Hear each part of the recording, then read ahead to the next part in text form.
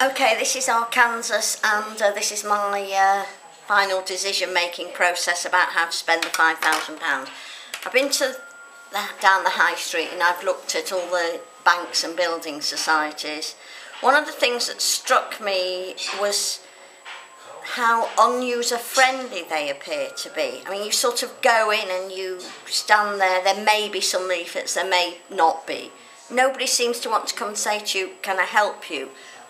There's only one bank/building society, which was the Nationwide, where they actually had an application packs handy on the side.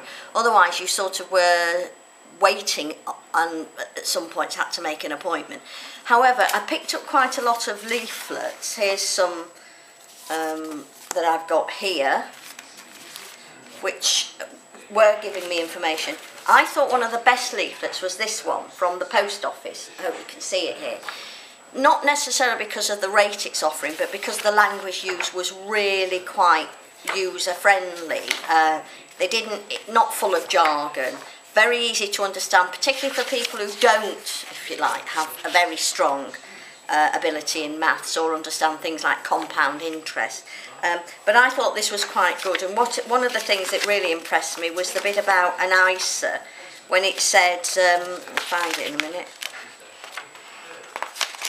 it sort of does a do you want it or what do you want to do with your savings page, and I thought that was really good.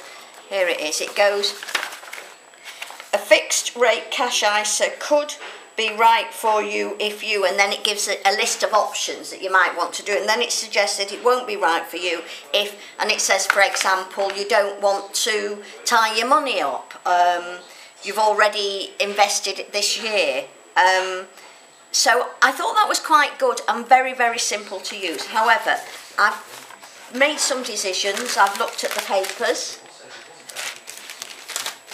trawled through it. I mean, the difference about this £5,000 is whether I've had to save to invest it or whether someone's just given it me. But what I quite like is I like ICICI 2-year fixed rate into which I would invest £1,500. That's paying at 3.85%.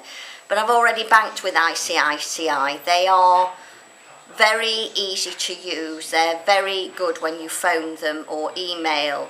You can do it all online, and they are covered by the financial compensation scheme. So I think that's kind of quite safe, and I would feel happy to invest for 2 years. I think I could do that.